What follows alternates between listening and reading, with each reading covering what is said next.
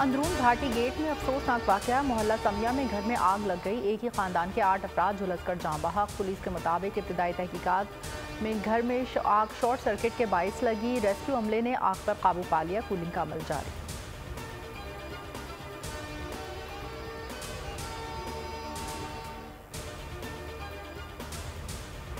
कराची में एक और मुबैना मुकाबला। मंगोपीर में पुलिस की मुबैना फायरिंग से दुबई से आने वाला पाकिस्तानी शहरी जाँ बहक। साथ ही जख्मी हाशिम 16 साल बाद दुबई से शादी के लिए आया था। पुलिस एहलकारों ने रोका, न रुकने पर गोलियां बरसा दी। अहलखाने का इल्जाम। उधर लियाकताबाद नदी के करीब पुलिस मुकाबला, एक मुलजिम मारा गया, 2 जख्मी हालत में गिरफ्तार। महमूदाबाद में CCTV फुटेज की मदद से टारगेट किलर पकड़ा गया। औरंगी टाउन सेक्टर 11:30 में घर से खातून की लाश मिली, अस्पताल मुंतकिल।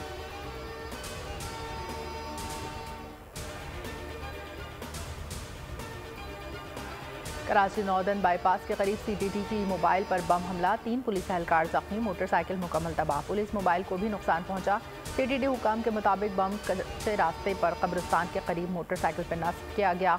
CTT टीम का कलदम तहरीक तालिबान के खिलाफ मिशन पर काम कर रहे हैं।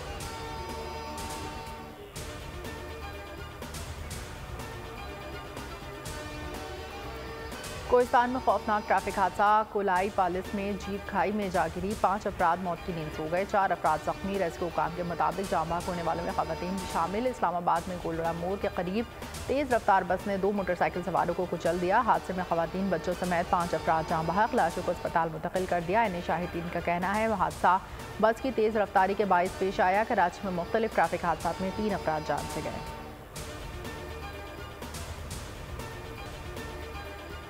सूद की अदायगी से तंग 2 बच्चों के बाप ने जिंदगी का खात्मा कर लिया। रावलपिंडी में ऑनलाइन ऐप से कर्ज लेने वाले मसूद ने खुदकुशी कर ली। लोन कंपनी पर डाटा लीक करने और घर की खवातीन को धमकियां देने का इल्जाम। मसूद की बेवा ने दिल दहला देने वाली कहानी सुना दी। कहा 13,000 कर्ज लिया जो 3 हफ्ते में 50,000 हो गया। बाद में कर्जा इतना बढ़ गया कि 7 से 8 लाख रुपए अदा करने पड़े। घर का सरबराह चला गया, मेरी जिंदगी।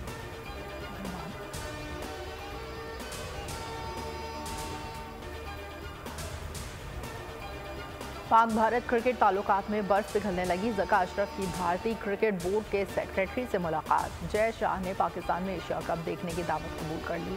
ज़का अशरफ भी वर्ल्ड कप के दौरान इंडिया जाएंगे। दोनों बोर्ड ओहदेदारान का क्रिकेट रवाबित में बेहतरी लाने पर इत्तफाक। पाकिस्तानी अवाम अपने मेहमानों की कदर करना जानते हैं। आप हमारी मेहमान नवाजी से मुतासिर हुए बगैर नहीं रह सकेंगे। ज़का अशरफ का जय शाह से मुकालमा।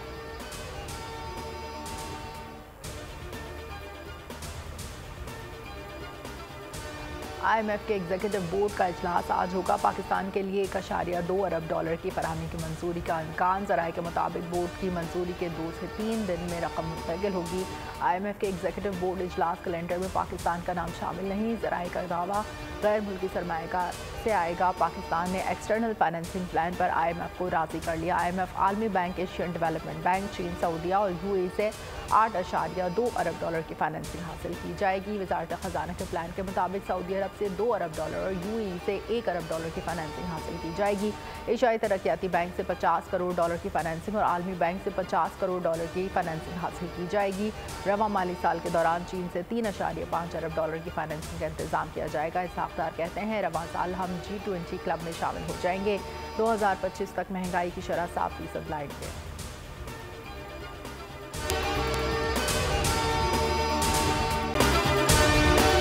अगर आपको ये वीडियो पसंद आई है तो हमारे चैनल को सब्सक्राइब कीजिए और बेल आइकन पर क्लिक कीजिए।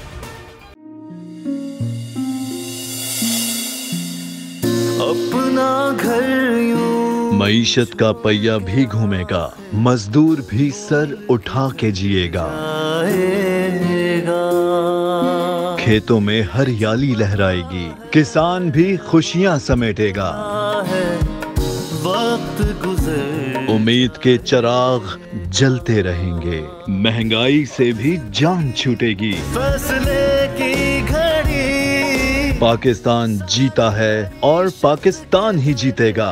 बोल बनेगा अवामी मसाइल की आवाज। पड़ेंगे कठिन फैसले, बात होगी मसाइल की लेकिन हल के साथ।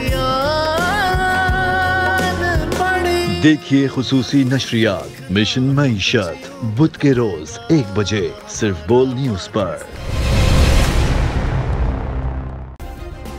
सब्सक्राइब करें और बेल दबाएं ताकि कोई खबर रह न जाए।